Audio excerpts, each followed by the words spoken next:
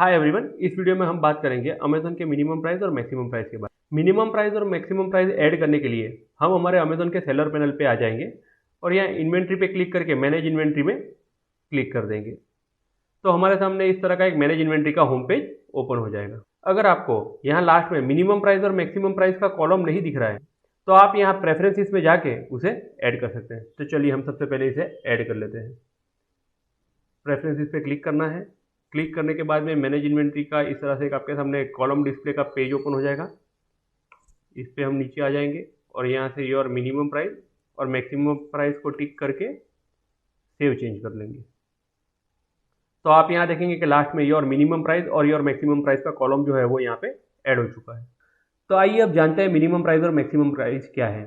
Suppose इस product का price जो है वो मैंने 339 रुपीज़ रखा हुआ है। तो एग्जाम्पल के तौर पर मैं यहाँ इसका मिनिमम प्राइस डाल देता हूँ 239 यानी 100 रुपीज़ कम, और मैक्सिमम प्राइस डाल देता हूँ 439 यानी 100 रुपीज़ ज़्यादा।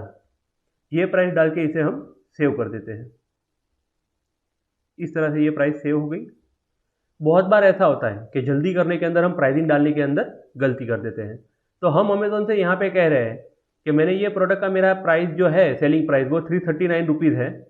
तो अगर ये प्राइस जो है अगर गलती से 239 के नीचे लिस्ट में यहाँ करता हूँ इसे, तो ये प्रोडक्ट आप ब्लॉक कर देना। और अगर गलती से इसे 439 के ऊपर मैं प्राइस यहाँ चेंज करता हूँ तो आप इसे ब्लॉक कर देना। आइए अब हम देखते हैं किस तरह से ये होता है। सपोज मैंने योर मिनिमम प्राइस दिया हुआ है 239 रुपीज़। अब मैं यहाँ प्राइसिंग कर देता हूँ 200 रुपीज़ और इसे सेव कर देता हूँ।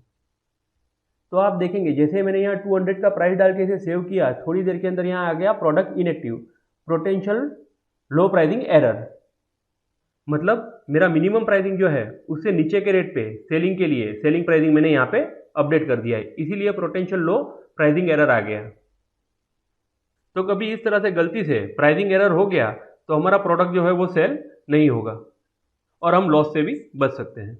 और इसी तरह से मैक्सिमम प्राइसिंग भी होता है। सपोज यहाँ मेरा मैक्सिमम प्राइसिंग है 439, अभी मैं इसे प्राइस कर देता हूँ 499 और इसे सेव कर देता हूँ। जैसे ही मैंने यहाँ पे प्राइसिंग 499 किया, आप यहाँ देखेंगे हाई प्राइसिंग एरर आ गया है।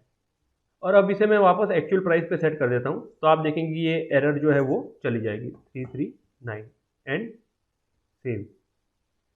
जैसे ही मैंने इसकी एक्चुअल प्राइस डाल दी, आप देखोगे यहाँ से लो प्राइसिंग एरर और हाई प्राइसिंग एरर भी हट गया और प्रोडक्ट जो इनएक्टिव थी वो भी एक्टिव हो गई।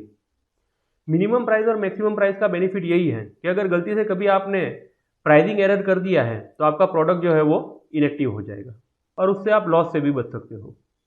Thank you for watching this.